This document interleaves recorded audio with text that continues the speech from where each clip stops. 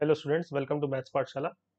आज हम लोग प्रोबेबिलिटी का फर्स्ट लेक्चर स्टार्ट करेंगे एंड जैसा कि सभी को पता होगा, it is a very important chapter and इसमें परम्यूटेशन एंड कॉम्बिनेशन और सेट थ्योरी का थोड़ा बहुत एप्लीकेशन रहेगा। तो सबसे पहले तो अगर हम लोग देखें कि डिफरेंट कॉम्पिटिटिव एग्जाम्स जो मेन कॉम्पिटिटिव एग्जाम्स हैं उसमें ये इसके कितने कितने क्वेश्चंस आते हैं। तो जेई एडवांस में 1 to 4 क्वेश्चन आते हैं। कभी कभी इसका कॉम्प्रिहेंशन भी आ जाता है और क्वेश्चन का लेवल मॉडरेट टू टफ होता है, क्योंकि कभी कभी इसको दूसरे चैप्टर जैसे कॉम्प्लेक्स नंबर हो गया या मैट्रिसेस हो गया उससे इंटरलिंक कर देते हैं, तो कभी कभी इसका क्वेश्चन टफ भी हो जाता है। लेकिन कई बार इसका क्वेश्चन काफी इजी भी आ जाता है, जो कि नॉर्मल बेस थ्योरम या फिर ट्री डायग्राम पे बेस्ड होता है। जेई मेन में 1 से 2 क्वेश्चन आते हैं, इजी टू मॉडरेट, और बिट साइड में भी 1 से 2 ही क्वेश्चन आते हैं जो कि काफी इजी होते हैं। ठीक है, तो प्रोबेबिलिटी में अगर हमें कमांड लानी है तो पहली बात तो अपना परम्यूटेशन कॉम्बिनेशन स्ट्रांग होना चाहिए। स्पेशली उसके बेसिक्स तो बहुत अच्छे से स्ट्रांग होने चाहिए कि एंड का मतलब क्या होता है, और का मतलब क्या होता है, ये सारी चीजें हमें बहुत अच्छे से आनी चाहिए। और दूसरी बात ये कि इसमें काफी टर्मिनोलॉजी है, तो वो हमें अच्छे से क्लियर रहनी चाहिए कि इंडिपेंडेंट इवेंट्स किसे बोलते हैं, म्यूचुअली एक्सक्लूसिव किसे बोलते हैं, सैंपल स्पेस क्या होता है। तो ये सारी टर्मिनोलॉजी जो है वो एकदम हमें अच्छे से क्लियर होनी चाहिए। ठीक, तो सबसे पहले अगर हम लोग स्टार्ट करें प्रोबेबिलिटी की डेफिनेशन, तो it is mathematical calculation of chance of occurrence of N event ई। मतलब किसी इवेंट ई के होने की संभावना की मैथमेटिकल कैलकुलेशन जो है, जो उसका एक मैथमेटिकल नंबर हम जनरेट करेंगे, that is we can say probability. तो जैसे हम लोग क्वाइन टॉस करते हैं, फेयर क्वाइन है, शोले वाला सिक्का नहीं है, तो हेड या टेल आने के कितने परसेंट चांस है?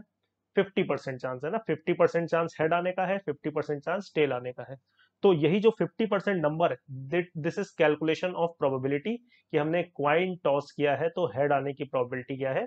50% है। ठीक, तो if we toss a fair coin then chance of getting head and tail are 50% each. ठीक, ऐसे ही जैसे मान लो कि आपने एक फेयर डाई रोल किया है, तो किसी पर्टिकुलर नंबर के आने की प्रोबेबिलिटी कितनी होगी? जैसे मैं बोलूं कि आपने एक फेयर डाई रोल किया है जिसमें 1 से लेकर 6 तक के नंबर है, 1 2 3 4 5 6, तो 2 आने की प्रोबेबिलिटी क्या है? तो ऑब्वियसली 1/6 होगी। 3 आने की प्रोबेबिलिटी भी 1/6 होगी एंड सो ऑन। ठीक, तो यानी कि किसी पर्टिकुलर नंबर के, एक फेयर डाई में किसी भी पर्टिकुलर नंबर के आने का चांस कितना होगा? 1/6। और ऐसे यहां पर अगर हम लोग लिखें तो 50% कितना हो जाएगा? 1/2। तो अगर हम सोचें कि ये जो प्रोबेबिलिटी का परसेंटेज है ये कहां से कहां तक जा सकता है, तो प्रोबेबिलिटी होने को जीरो भी हो सकती है। जैसे हमने एक फेयर कॉइन टॉस किया, तो क्या प्रोबेबिलिटी है कि जो, या फिर ऐसे बोल दो कि कॉइन से बढ़िया हम लोग डाई से समझेंगे, कि हम लोग ने एक फेयर डाई रोल किया तो क्या प्रोबेबिलिटी है कि 6 से बड़ा नंबर आ जाए? तो इस बात की प्रोबेबिलिटी क्या है? 0%।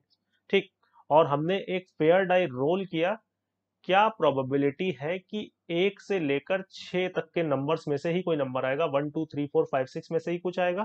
तो इस बात की प्रोबेबिलिटी 100% है। तो प्रोबेबिलिटी हम लोग सोच सकते हैं कि 0% से लेकर 100% तक जाती है। 0% वाले को हम लोग बोलेंगे इम्पॉसिबल इवेंट, की एक फेयर कॉइन टॉस किया और वो नीचे ही नहीं आया, तो ऐसा तो नहीं होगा भाई, ग्रेविटी बुला रही है उसको तो नीचे आएगा। ठीक, तो ये जिसमें 0% यानी कि होती है उसको बोलते हैं इम्पॉसिबल इवेंट, और जहां पर 100% होती है उसको बोलते हैं श्योर इवेंट। तो 0% एक्चुअल में नंबर किसके बराबर आ जाएगा? 0। और 100% किसके बराबर आ जाएगा? 1 के बराबर आ जाएगा। तो प्रोबेबिलिटी जो है वो 0 से 1 के बीच में वेरी करेगी। ठीक, तो for an event E probability is denoted by P E, और पीई जो है वो 0 से 1 के बीच में वेरी करेगा। तो मेरे ख्याल से इतनी बात तो सभी को क्लियर होगी। आगे बढ़ते हैं। अब यहां पर एक वर्ड आएगा रैंडम एक्सपेरिमेंट। तो डेफिनेशन आपके सामने लिखी हुई है, एक बार मैं पढ़ता हूँ। An experiment whose outcomes can not be predicted with certainty is called a random experiment. In other words, if an experiment is performed several times under similar conditions and each time the outcome is not same is called random experiment। जैसे मान लो कि मैं और तुम बैठे हैं और हम लोग ने कहा कि चलो क्वाइन टॉस करते हैं। ठीक, एक फेयर क्वाइन जो है वो टॉस करते हैं। तो क्या ऐसा हो सकता है कि हर बार हेड ही आए, या ऐसा हो सकता है हर बार टेल ही आए? है ना, ऐसा पॉसिबल नहीं है। या फिर हम लोग 1000 बार एक डाई रोल कर रहे हैं, तो क्या ऐसा जरूरी है कि हर बार 1 ही आए या हर बार 2 आए? नहीं, ऐसा जरूरी है। जहां पर आउटकम रैंडम होगा, ऐसे एक्सपेरिमेंट्स को बोलेंगे रैंडम एक्सपेरिमेंट। ठीक है, कि अगर आप उसको over a period of time काफी बार उस सेम एक्सपेरिमेंट को करते हो तो हर बार जो आउटकम आएगा वो सेम नहीं आएगा। तो ऐसे एक्सपेरिमेंट जो कहलाते हैं वो कहलाते हैं रैंडम एक्सपेरिमेंट, है ना। तो सिंपल सी बात है, क्वेश्चन में आप देखोगे रैंडम एक्सपेरिमेंट वर्ड लिखा होगा, तो इसका मतलब क्या है कि किसी भी पर्टिकुलर ट्रायल का आना फिक्स नहीं है। और रैंडम एक्सपेरिमेंट में ये भी होगा कि हमें पता होगा कि क्या क्या आ सकता है, लेकिन किसी पर्टिकुलर ट्रायल में क्या आएगा ये हमें नहीं पता होगा। जैसे हम 100 बार एक डाई को रोल कर रहे हैं, तो हमें ये तो पता है कि 1 से 6 के बीच में कुछ आएगा, लेकिन किसी पर्टिकुलर ट्रायल में कौन सा नंबर आएगा ये हमें सर्टेनिटी के साथ नहीं पता है। ठीक, अब सैंपल पॉइंट देखते हैं। A possible outcome of a random experiment is called sample point. तो जैसे मान लो कि हम लोग ने एक डाई रोल किया है या एक क्वाइन टॉस किया, चलो ना तो कम लिखना पड़ेगा अपने को। A coin is tossed, fair coin है उसको टॉस किया है, तो यहां पे हम लोग बोल सकते हैं कि हेड आना एक सैंपल पॉइंट है, और ऐसे ही टेल आना एक सैंपल पॉइंट ना। तो कोई भी पॉसिबल आउटकम जो भी आप उठाओगे उसको आप सैंपल पॉइंट बोल सकते हो ना। तो टेल आना भी एक सैंपल पॉइंट है।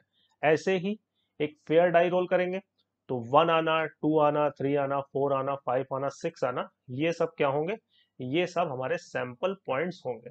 और फिर जब हम इन सारे सैंपल पॉइंट्स को कलेक्ट कर लेंगे तो क्या होगा, तो हमें मिलता है sample space. The set of all possible outcomes of a random experiment is called sample space for that experiment and it is usually denoted by S। तो जब सारे सैंपल पॉइंट्स को हम लोग एक साथ लिख लेंगे एक सेट के अंदर, तो that will be called sample space. तो जैसे हम लोग कोई फेयर कॉइन टॉस कर रहे हैं तो सैंपल स्पेस क्या आएगा, हेड या टेल में से कुछ आएगा। ठीक, फिर क्या बोल रहे हैं, two fair coins are tossed or a fair coin is tossed 2 times. मतलब या तो दो क्वाइन को एक साथ टॉस किया गया या एक ही क्वाइन को एक बार टॉस किया और फिर एक बार फिर से टॉस किया।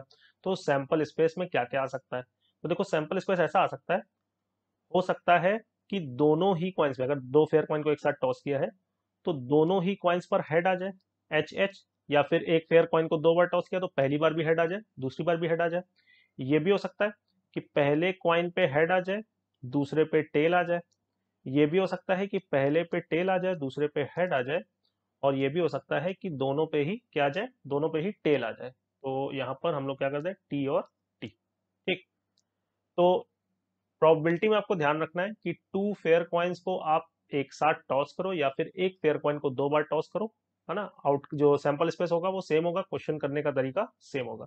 अब फेयर डाई इज रोल्ड, तो सैंपल स्पेस क्या आएगा, सभी को पता है, 1 2 3 4 5 एंड 6। तो सैम अब यहाँ पर हम लोग बोले तो ये जैसे एच टी है तो ये एक सैंपल पॉइंट है, 4 है तो ये एक सैंपल पॉइंट है। और जब हमने सारे सैंपल पॉइंट्स को कलेक्ट कर लिया तो क्या बन गया, सैंपल स्पेस। ठीक, तो जैसे एक हम लोग पेयर ऑफ डाई रोल करें ना, sample space when 2 dice are rolled. तो देखो सैंपल स्पेस में यही आ सकता है ना, 1 1 पहले पे 1 दूसरे पे 1। जैसे ये 3 4 है तो ये क्या बता रहा है कि पहले पे 3 आ रहा है दूसरे पे 4 आ रहा है एंड सो ऑन। तो ऐसे करके टोटल जब आप 2 डाइस को रोल कर रहे हो या फिर एक ही डाई को 2 बार रोल कर रहे हो तो सैंपल स्पेस कुछ इस टाइप से आ सकता है। और इससे रिलेटेड कई क्वेश्चन भी आते हैं। अब जैसे ये जो डायगोनल आपको दिख रहा है इस टाइप से, तो 1 1 2 2 3 3 4 4 5 5 6 6 इसको हम लोग बोलते हैं, सुना भी होगा आपने, डबलेट बोलते हैं ना, कि दोनों पे सेम आ गया तो हम लोग बोलते हैं कि भाई डबलेट मिल गया हमें।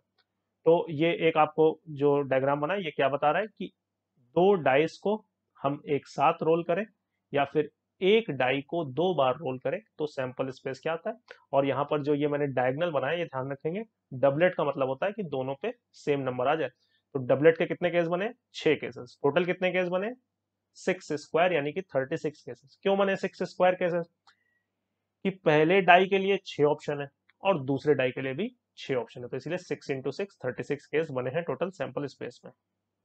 तो अब जैसे आपसे कोई पूछे, if a coin is tossed n times और n coins are tossed together, तो सैंपल स्पेस में कितने एलिमेंट्स आ सकते हैं। तो भाई देखो सिंपल सी बात है कि पहले जो क्वाइन है उसके लिए 2 ऑप्शन है, हेड या टेल।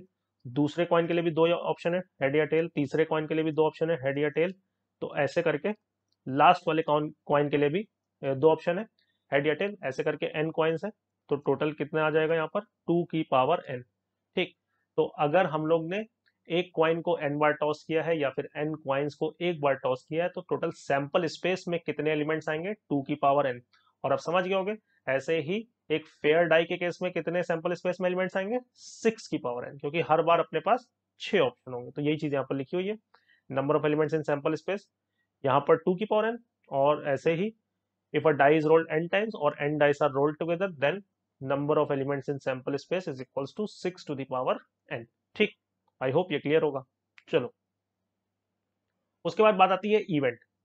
तो इवेंट क्या है, एक सबसेट है सैंपल स्पेस का, है ना। तो हम एक सैंपल स्पेस पे कई तरीके के इवेंट्स बना सकते हैं ना। तो इसको समझ लेते हैं ना, इवेंट्स वगैरह हमें अच्छे से समझ जाना चाहिए कि इवेंट्स क्या होता है, क्या मतलब है उसका, कैसे डिफाइन हम लोग करते हैं। तो जैसे फॉर एग्जांपल हम लोग ने बोला कि a fair die is rolled. ठीक, एक फेयर डाई था जिसको हम लोग ने रोल किया है, a fair die is rolled.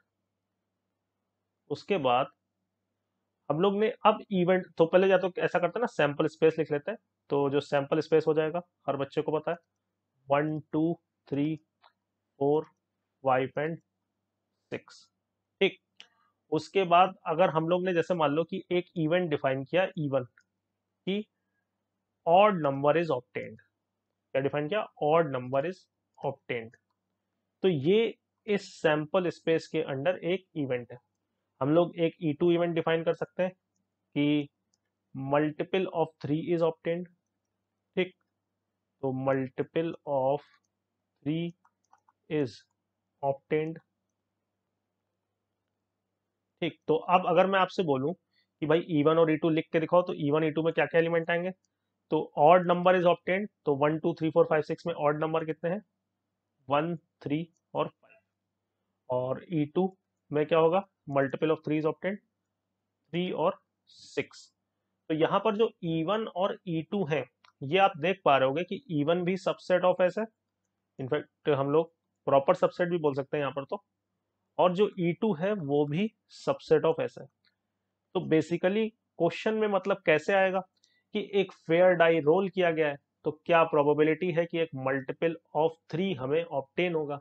तो हम लोग सैंपल स्पेस बनाएंगे और इवेंट में कितने एलिमेंट्स आ रहे हैं वो बनाएंगे और फिर देखेंगे कि आंसर कैसे निकाला जाता है, जो कि हम लोग इसी लेक्चर में सीखेंगे। ठीक, तो इवेंट्स बेसिकली क्या है, एक सबसेट ऑफ सैंपल स्पेस है। हम कोई एक्सपेरिमेंट करेंगे, उसके लिए कोई इवेंट डिफाइन करेंगे और फिर उस इवेंट के होने की प्रोबेबिलिटी कैलकुलेट हम लोग करेंगे।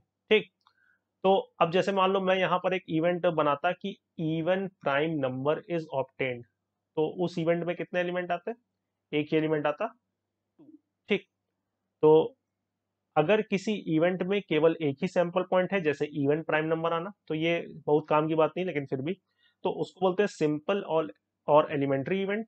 और जो हमने इवन E2 अभी एग्जाम्पल में देखे जिसमें एक से ज्यादा सैंपल पॉइंट आ रहे थे, तो ऐसे इवेंट्स को हम लोग बोलेंगे कंपाउंड इवेंट। तो मेरे ख्याल से यहां तक हम लोग ने जितनी डेफिनेशंस पढ़ी होंगी आपको बहुत अच्छे से क्लियर होंगी। चलो, उसके बाद एक किसी इम्पॉसिबल इवेंट के लिए प्रोबेबिलिटी होने की 0 होगी, ये हम लोग ने शुरुआत में फर्स्ट स्लाइड पे ही बात की थी। और किसी श्योर इवेंट के होने की प्रोबेबिलिटी क्या होगी 1 होगी। तो वहां पर हम लोग ने एग्जाम्पल से समझ भी लिया था, तो इस पे ज्यादा फोकस नहीं करते हैं। चलो, इक्वली लाइकली और इक्वली प्रोबेबल इवेंट्स। ठीक, given set of events are said to be equally likely if none of them is expected to occur in preference to other। मतलब कि दो इवेंट्स को इक्वली लाइकली कब बोलेंगे, आपको डेफिनेशन से क्लियर होगा, जब उनके होने के बराबर चांस है। जैसे एक हम लोग क्वाइन टॉस कर रहे हैं, तो हेड आना और टेल आना इक्वली लाइकली है, क्योंकि हेड 50% प्रोबेबिलिटी, टेल 50% प्रोबेबिलिटी।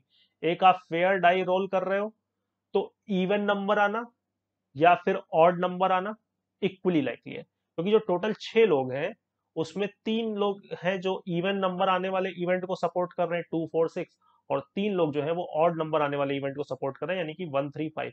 तो ये दोनों इवेंट्स क्या होंगे, इक्वली लाइकली होंगे, यानी कि इनकी प्रोबेबिलिटी जो होगी वो सेम होगी। ठीक, उसके बाद इक्वली लाइकली इक्वली प्रोबेबल पे ज्यादा ध्यान नहीं देते, ये टर्म आप लोग बहुत बार देखोगे।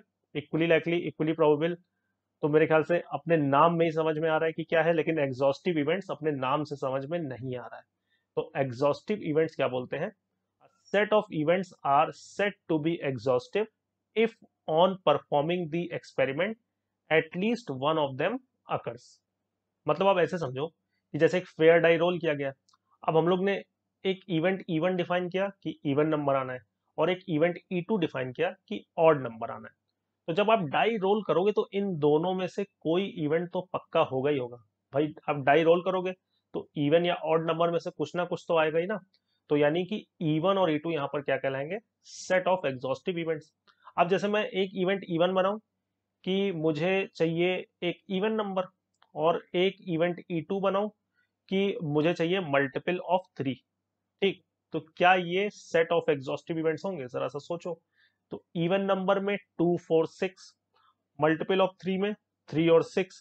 अब मान लो बाई चांस आ जाता है 1, या बाई चांस आ जाता है 5, डाई रोल किया 1 या 5 में कुछ आ गया, तो ना ही इवेंट इवन इवेंट अकर किया, ना ही E2 इवेंट अकर किया। तो यानी कि ये एग्जॉस्टिव इवेंट्स नहीं होंगे। तो बेसिकली एग्जॉस्टिव इवेंट्स क्या है कि जब हम एक्सपेरिमेंट परफॉर्म करेंगे और अगर E1 और E2 और E3 मान लो 3 लोग हैं और ये सेट ऑफ एग्जॉस्टिव इवेंट्स हैं, तो फिर इनमें से एटलीस्ट कोई एक ना एक तो जरूर अकर करेगा। ठीक, तो और एक एग्जांपल देखते हैं। जैसे भाई थ्रोइंग अ डाई लेते हैं और इवेंट ए बनाते हैं, a number less than 4 appears. तो इस इवेंट ए में क्या क्या आ जाएगा, इस इवेंट ए में आ जाएगा 1 2 और 3। A number greater than 2 but less than 5 occurs appears. तो greater than 2 but less than 5, तो 3 और 4। और नंबर ग्रेटर देन 4 अपीयर्स, तो यहां पर आ जाएगा तुम्हारा 5 और 6। और अगर हम लोग यहाँ पर सैंपल स्पेस भी साथ साथ लिख लें तो सैंपल स्पेस क्या आ जाएगा, 1 2 3 4 5 एंड 6। तो क्या A union B union C जो है वो एस के बराबर है। यहाँ पर देख लो, A union B union C जो है वो एस के बराबर है। तो ये तीनों इवेंट मिलके क्या कहलाएंगे, सेट ऑफ एग्जॉस्टिव इवेंट्स। क्यों? क्योंकि जब आप एक्सपेरिमेंट परफॉर्म करोगे डाई थ्रो करने का, तो भाई 1 से लेके 6 के बीच में ही कोई नंबर आएगा। मान लो 3 आ गया तो इवेंट ए हो जाएगा, मान लो 4 आ गया तो इवेंट बी हो जाएगा, और मान लो 6 आ गया तो इवेंट सी हो जाएगा। लेकिन कोई ना कोई इवेंट तो जरूर होगा। अब कोई हम लोग से पूछे क्या A and B set of exhaustive events हैं, तो ए और B set of exhaustive events नहीं है भाई। क्यों? क्योंकि अगर मान लो 5 या 6 में से कुछ आ गया तो ना ए अकर करेगा ना B.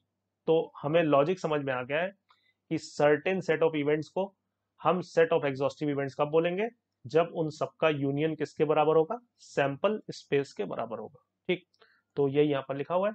In general if E1 E2 E3 up to En are n events of a sample space S, and if उनका union is equals to sample space, then those events are called exhaustive events या फिर set of exhaustive events. तो अब कहीं पर हम नाम देखेंगे एग्जॉस्टिव इवेंट्स तो हमें क्लियर रहेगा कि इसका क्या मतलब है। हमें इक्वली प्रोबेबल भी अच्छे से क्लियर है। और अब एक बहुत और इंपॉर्टेंट चीज, mutually exclusive events. Two events A and B are said to be mutually exclusive if occurrence of one of them prevents the occurrence of other. They are also known as disjoint or incompatible events. तो दो events mutually exclusive बोलने का मतलब है कि अभी set of exhaustive में क्या बोल रहे थे कि जो मिलके पूरा सैंपल स्पेस कवर कर रहा हूं, अब म्यूचुअली एक्सक्लूसिव में क्या बोल रहे हैं कि एक इवेंट अगर होगा तो दूसरा इवेंट श्योर शॉर्ट नहीं होगा। तो जैसे अगर मैं वही पेयर ऑफ पेयर नहीं, एक फेयर डाई रोल कर रहा हूं और एक इवन इवेंट बनाया कि इवन नंबर आएगा। ठीक, तो ये 2 4 6, और एक E2 इवेंट बनाया कि ऑड नंबर आएगा, तो 1 3 5 यहां पर आ जाएगा इस इवेंट में। और एक E3 इवेंट बनाया मान लो मैंने कि इवन प्राइम नंबर चाहिए। ठीक, इवन प्राइम नंबर चाहिए तो इसमें आएगा 2। तो अगर हम E1 और E2 के रेफरेंस में बात करें तो क्या आप श्योर शॉर्ट बोल सकते हो कि अगर E1 हुआ होगा इवेंट तो E2 नहीं हुआ होगा? तो बिल्कुल बोल सकते हो भाई। अगर ऑड नंबर आ गया होगा तो या सॉरी, जब इवन नंबर आ गया होगा तो पक्की बात है ऑड नंबर नहीं आया होगा। या फिर ऑड नंबर आ गया होगा, अगर 1 3 5 में से कुछ आया होगा तो इवन नंबर नहीं आया होगा। तो यहां पर अगर आप ध्यान दो तो E1 इंटरसेक्शन E2 क्या आ रहा है, नल सेट आ रहा है। तो E1 और E2 को हम लोग बोल सकते हैं म्यूचुअली एक्सक्लूसिव इवेंट, क्योंकि अगर E1 होगा तो E2 नहीं होगा, E2 होगा तो E1 नहीं होगा। अब क्या E1 एंड E3 को हम लोग म्यूचुअली एक्सक्लूसिव इवेंट्स बोल सकते हैं? तो नहीं बोल सकते। क्यों? क्योंकि E1 और E3 का पहली बात तो इंटरसेक्शन जो है वो नल सेट नहीं आ रहा है, वो कितना आ रहा है, 2 आ रहा है। ठीक। तो जरूरी नहीं है, तुम गारंटीड नहीं बोल सकते कि मैंने तुमको बता दिया कि बड़े भाई इवेंट 1 हो चुका है, तो तुम गारंटीड नहीं बोल सकते कि भाई इवेंट 3 नहीं हुआ होगा। क्यों? क्योंकि हो सकता है 2 आया हो, तो इवेंट 1 होने के साथ साथ इवेंट 3 भी हो गया होगा। लेकिन अगर मैं तुमको बताऊं कि बड़े भाई इवेंट 2 हो चुका है, तो तुम दोनों के बारे में ही बोल सकते हो कि इवेंट 1 भी नहीं हुआ होगा और इवेंट 3 भी नहीं हुआ होगा। क्योंकि यहां पर अगर आप देख पा रहे हो तो E2 इंटरसेक्शन E3 जो है वो भी कितना आ रहा है, वो भी एक नल सेट आ रहा है। तो E1 and E2 mutually exclusive, E1 and E3 mutually exclusive. तो सर्टेन सेट ऑफ इवेंट जो है वो म्यूचुअली एक्सक्लूसिव कब कहलाएंगे, जब उनका इंटरसेक्शन जो आ रहा होगा वो नल सेट आ रहा होगा। ठीक। तो म्यूचुअली एक्सक्लूसिव और सेट ऑफ एग्जॉस्टिव इवेंट्स, ये दोनों ही आगे चल के बेस थ्योरम में यूज होते हैं, जो कि एक बहुत सबसे इंपॉर्टेंट पार्ट है इस चैप्टर का। तो हमें ये अच्छे से एकदम क्लियर होने चाहिए। ठीक। चलो, तो ये एग्जाम्पल भी आप अब देख ही सकते हो कि जैसे एक हम लोग ने इवेंट बना दिया है कि a number less than 4 appears, और एक बना दिया है कि नंबर ग्रेटर देन 4 अपीयर्स। तो इसमें देख ही सकते हो यहाँ पे 1 2 3 आ जाएगा। ठीक। और यहाँ पर क्या आ जाएगा, नंबर ग्रेटर देन 4 अपीयर्स, तो यहाँ पे 5 और 6 आ जाएगा। तो ये इवेंट भी हम पक्की बात है बोल सकते हैं कैसे हैं, म्यूचुअली एक्सक्लूसिव है। क्योंकि अगर इवेंट ए हो गया तो बी नहीं हुआ होगा पक्का, बी हो गया तो ए नहीं हुआ होगा पक्का। ठीक। तो ये हम लोग ने इस वाले एग्जाम्पल से भी समझ लिया था और इससे भी आपको क्लियर होगा। ठीक। उसके बाद अगर एबीसी 3 इवेंट्स हैं जिनको म्यूचुअली एक्सक्लूसिव बोला जा रहा है, तो अगर केवल क्वेश्चन में ये बोला गया कि एबीसी जो है वो म्यूचुअली एक्सक्लूसिव है, तो हम लोग कंक्लूजन क्या निकालेंगे कि A intersection B intersection C जो है वो नल सेट होगा। ठीक। लेकिन अगर क्वेश्चन ने आपको ये बोला है कि ए बी और सी जो है वो पेयर वाइज म्यूचुअली एक्सक्लूसिव है, तो आप ये भी कंक्लूड कर सकते हो कि A intersection B null set होगा, B intersection C null set होगा और सी इंटरसेक्शन ए भी नल सेट होगा। यहां पे आप ऐसा नहीं बोल सकते हो। अगर केवल कोई आपको ये बताए कि A intersection B intersection C जो है वो फाई है, तो आप ये थोड़ी ना बोल सकते हो कि ए इंटरसेक्शन बी भी फाई होगा। क्यों? क्योंकि हो सकता है कि वो ऐसे हो इवेंट्स, ये ए यहां हो, ये बी हो और ये सी हो। ठीक। तो यहाँ पे देखो, A intersection B intersection C तो फाई है, लेकिन क्या ए इंटरसेक्शन बी फाई है? नहीं है। ठीक। तो ये आपको ध्यान रखना है कि अगर क्वेश्चन ने केवल इतना बोला है कि म्यूचुअली एक्सक्लूसिव है तो केवल ये कंक्लूजन होगा। लेकिन अगर क्वेश्चन ने पेयर वाइज म्यूचुअली एक्सक्लूसिव बोल रखा है, तो फिर ये तीनों चीजें भी कंक्लूड की जा सकती हैं। और ऑब्वियसली अगर ये तीनों चीजें ट्रू होंगी तो फिर ये तो ट्रू होगा ही होगा ना, तो वो तो बोलने की जरूरत ही नहीं है कि भाई जब तीनों में म्यूचुअली कुछ भी कॉमन नहीं आ रहा है तो फिर ओवरऑल भी कुछ कॉमन नहीं आएगा। तो यहाँ पर जो सिचुएशन होगी एबीसी की वो कुछ ऐसे होगी, एक यहाँ होगा, एक यहाँ होगा और एक मान लो कहीं यहाँ होगा। ठीक। तो ये ए, ये बी, ये सी। ठीक। तो एक अगेन हमने बहुत इंपॉर्टेंट इवेंट यहाँ पर समझ लिया है, म्यूचुअली एक्सक्लूसिव इवेंट। अब इंडिपेंडेंट इवेंट, इसकी अभी हम लोग डेफिनेशन पढ़ेंगे और एक छोटा सा एग्जांपल देखेंगे, बाद में इसको बहुत अच्छे से डिटेल में हम लोग एक सेपरेट टॉपिक की तरह पढ़ेंगे। तो independent events, two events are set to be independent if occurrence or non occurrence of one does not affect the occurrence or non occurrence of other. तो जैसे यहाँ पर हम लोग ऐसे बोलते हैं कि मान लो एक इवन इवेंट है, बहुत एक सिंपल से एग्जांपल से समझे, अगर एक इवन इवेंट है कि a fair die is rolled. ठीक। Fair die is rolled. और एक E2 इवेंट है कि a fair coin is tossed. तो मेरे ख्याल से आप इनको सेफली इंडिपेंडेंट इवेंट बोल सकते हो। क्यों? क्योंकि एक फेयर डाई नहीं लिखा ना, हाँ, तो क्योंकि डाई पे क्या आ रहा है, ये इस पे डिपेंडेंट नहीं होगा कि क्वाइन पे क्या आ रहा है, और क्वाइन को टॉस करने पे क्या आ रहा है, और क्वाइन के टॉस करने पे क्या आ रहा है, वो डाई के रोल करने पे क्या आ रहा है, उस पर डिपेंड नहीं करेगा। तो अभी एक सिंपल से एग्जांपल से ये बोल सकते हैं कि हाँ भाई E1 एंड E2 जो है वो इंडिपेंडेंट इवेंट्स है। बाकी जैसे मैंने बोला बाद में इसको डिटेल में पढ़ेंगे, लेकिन एक बात क्लियर कर दूं कि कई बच्चे इंडिपेंडेंट इवेंट्स और म्यूचुअली एक्सक्लूसिव इवेंट्स में कंफ्यूज हो जाते हैं कि ये दोनों तो एक ही चीज हुई। लेकिन अगर आप ध्यान से सोचो तो कहाँ से एक चीज हुई, म्यूचुअली एक्सक्लूसिव क्या बोल रहा है कि दो इवेंट्स अगर ए और बी को हम म्यूचुअली एक्सक्लूसिव बोल रहे हैं, तो अगर इवेंट ए हो गया तो वो अड़ गया कि अब बी तो नहीं होगा, मैं हो गया हूं तो बी नहीं होगा, है ना। या इवेंट बी हो गया तो पक्की बात है ए नहीं होगा, ठीक। लेकिन इंडिपेंडेंट इवेंट्स अगर आप बोल रहे हो ए और बी को, तो इवेंट ए हो गया है तो बोल रहे भाई मुझे फर्क नहीं पड़ता, क्योंकि मेरे होने ना होने से बी पे कोई फर्क नहीं पड़ता है, ना ही बी के होने ना होने से मुझ पर कोई फर्क पड़ता है। तो वहां पर तो पूरा पूरा फर्क पड़ रहा है, वहां पर तो एक के होने से दूसरा हो ही नहीं पा रहा। और यहाँ क्या है, यहाँ एक के होने ना होने से दूसरे के होने या ना होने पर कोई फर्क नहीं पड़ रहा है ना, तो दोनों एकदम अलग टाइप के इवेंट्स हैं। ये बात आपको अच्छे से आपके दिमाग में फिट रहनी चाहिए, ठीक। चलो, उसके बाद कॉम्प्लीमेंट्री इवेंट्स, ये कहीं कहीं हम लोग बहुत यूज करते हैं इसको, पीएनसी में हम लोग एक बाइजेक्शन रूल की तरह भी पढ़ते हैं कि let E be an event and S be the sample space for a random experiment, then complement of E is denoted by E dash या E prime, ऐसे बोल दो। तो मतलब इसका मतलब क्या है कि E does not occur, ठीक। तो जैसे मान लो कि P ऑफ E बोल रहा है कि किसी इवेंट के होने की प्रोबेबिलिटी, तो P ऑफ E डैश या P ऑफ E कॉम्प्लीमेंट क्या बोलेगा, उस इवेंट के ना होने की प्रोबेबिलिटी। और ऑब्वियसली इन दोनों का सम, क्योंकि कंप्लीट प्रोबेबिलिटी वन होती, तो इसके होने का सम मतलब इन दोनों का सम क्या हो जाएगा, वन हो जाएगा। तो कई बार हो सकता है कि हम लोग P ऑफ E डायरेक्ट ना निकाल पा रहे हो, तो हम लोग फिर ये करेंगे कि वन में से इवेंट ई के ना होने की प्रोबेबिलिटी कैलकुलेट कर लेंगे।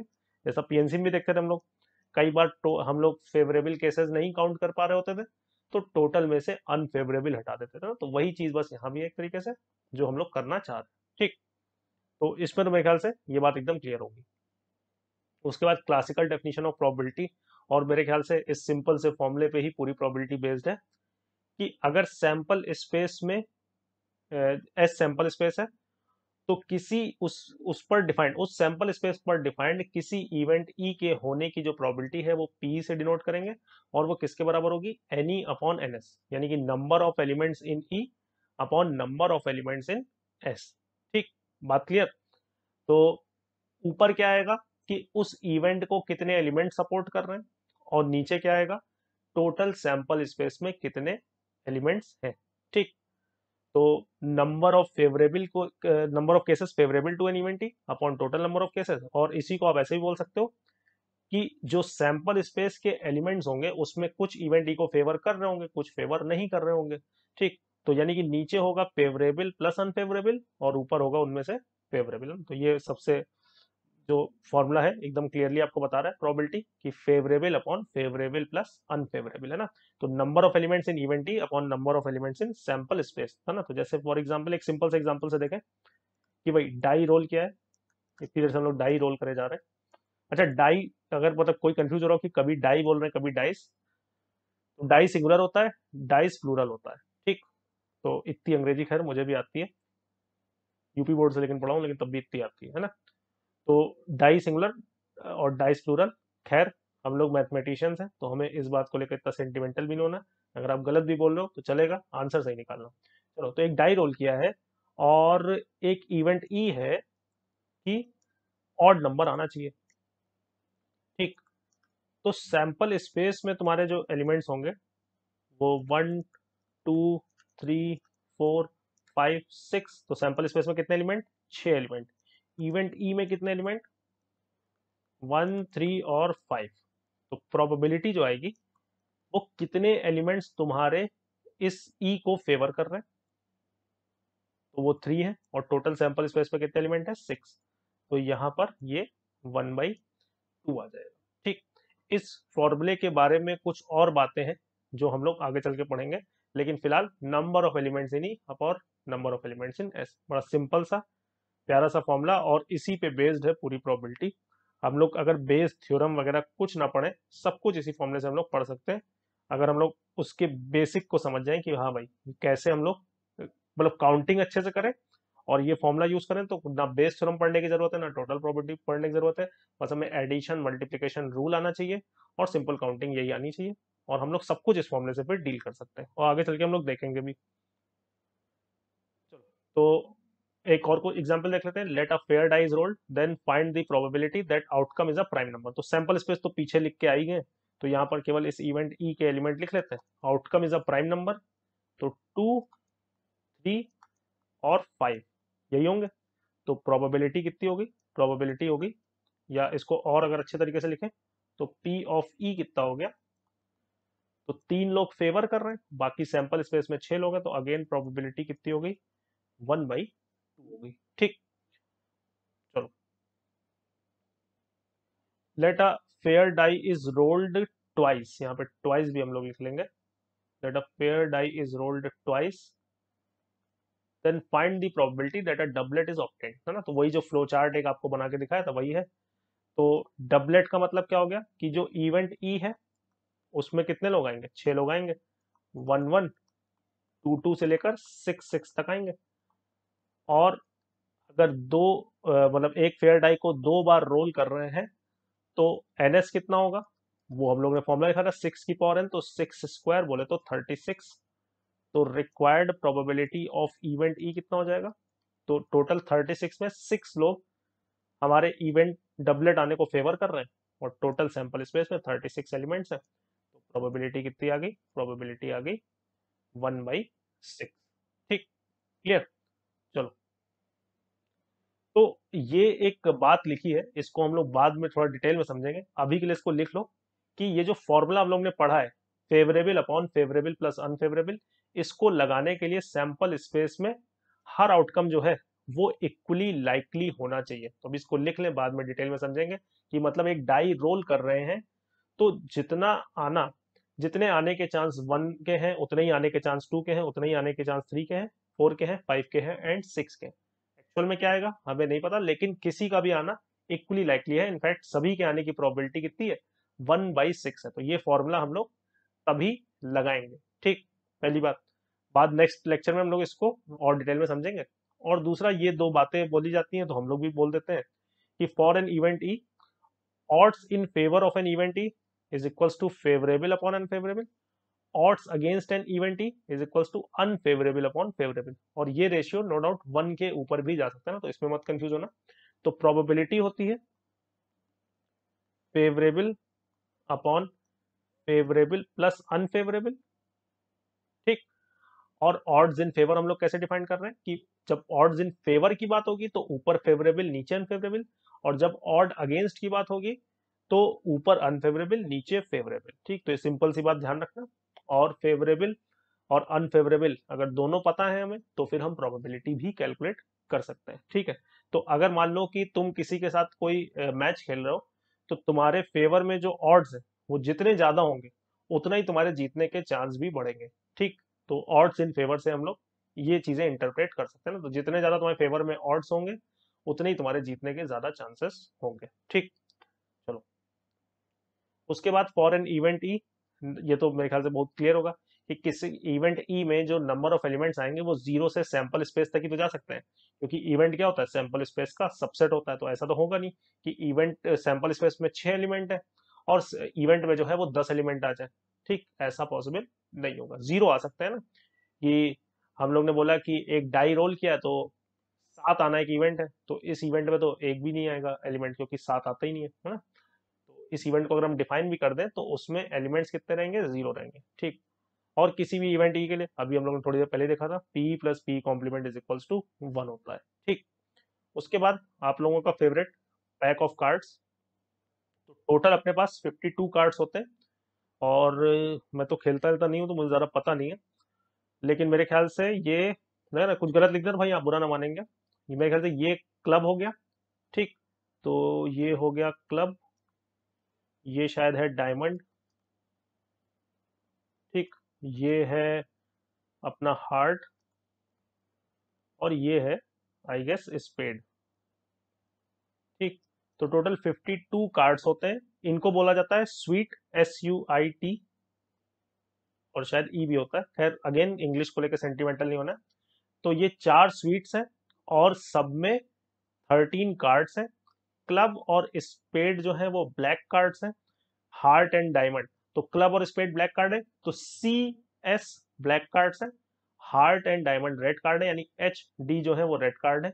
तो 26 आपके पास ब्लैक कार्ड्स हैं, 26 आपके पास रेड कार्ड्स हैं। अब हर स्वीट में होता क्या है, एक एस होता है, फिर 2 से लेकर 10 तक नंबर्स होते हैं, नंबर्ड कार्ड्स होते हैं, और फिर ये 3 फेस कार्ड होते हैं जिसको जैक, और कई लोग जोकर बोलना भी पसंद करते हैं, लेकिन जैक, क्वीन और किंग, तो ये जो तीन है ये हम लोग बोलते हैं फेस कार्ड।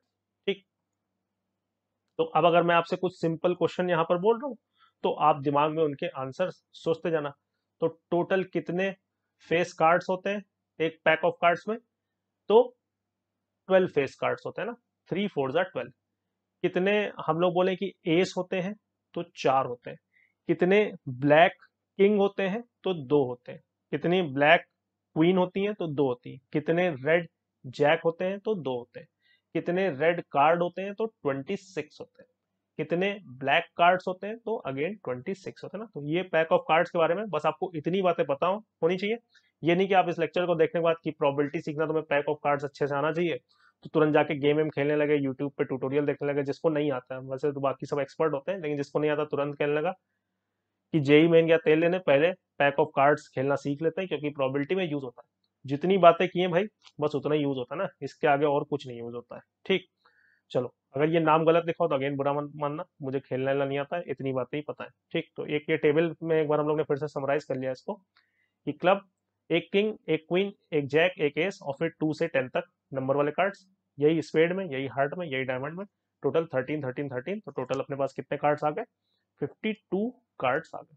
ठीक, तो बड़े अच्छे अच्छे क्वेश्चन बनते हैं पैक ऑफ कार्ड्स पे, और हम लोग काफी क्वेश्चंस में क्वेश्चन को डील भी करेंगे। ठीक, चलो तो बस इस लेक्चर में एक लास्ट क्वेश्चन जल्दी से देख लेते हैं, और उसके बाद आगे की क्लास में पहले तो वही इक्वली लाइकली वाली बात समझेंगे और फिर कुछ क्वेश्चंस करेंगे हम लोग लाइन से। तो odds against India winning a certain match against England are 2:5। तो ऑड अगेंस्ट दे रखा है, तो यानी क्या दे रखा है, ध्यान से सोचना, अनफेवरेबल अपॉन फेवरेबल दे रखा है। ऑड अगेंस्ट वो कितना है? 2/5। और क्या पूछा गया? Find the probability of India winning the match. तो जीतने की प्रोबेबिलिटी क्या होगी? Favourable upon favourable plus unfavourable. तो फेवरेबल, यहाँ पे 5 लोग सपोर्ट कर रहे हैं, 5 पार्ट सपोर्ट कर रहे हैं, 2 पार्ट अगेंस्ट में, तो फेवरेबल 5 है, अनफेवरेबल 2 है, तो प्रोबेबिलिटी क्या आ जाएगी? 5/5 + 2। ठीक, तो वो कितनी आ जाएगी? 5/7। ठीक, क्लियर है कि नहीं? तो ये बड़ा सिंपल सा क्वेश्चन है, शायद ही एग्जाम में है, लेकिन हमें ऑड्स इन फेवर और ऑड्स अगेंस्ट में फर्क समझ में आना चाहिए ना। तो देखो इंडिया के जो ऑड्स अगेंस्ट थे वो काफी कम थे, 2/5 थे, तभी देखो इनके जीतने की प्रोबेबिलिटी ज्यादा आई है ना। बात क्लियर है कि नहीं एकदम? तो आई होप इस लेक्चर में जितनी बातें आपको बताई गई हैं वो सभी अच्छे से क्लियर होंगी। इसके आगे नेक्स्ट लेक्चर में हम लोग सिर्फ क्वेश्चन ही करेंगे, और थोड़ा बहुत थ्योरी का शुरुआत में वही पॉइंट देखेंगे। और उस लेक्चर में हम लोग पहले थोड़े बेसिक क्वेश्चन करना सीखेंगे, और फिर उसके बाद वाले लेक्चर में हम लोग जेई मेन और एडवांस लेवल के बढ़िया बढ़िया क्वेश्चन करेंगे जो एग्जाम में पूछे गए। ठीक, चलिए, थैंक यू वेरी मच।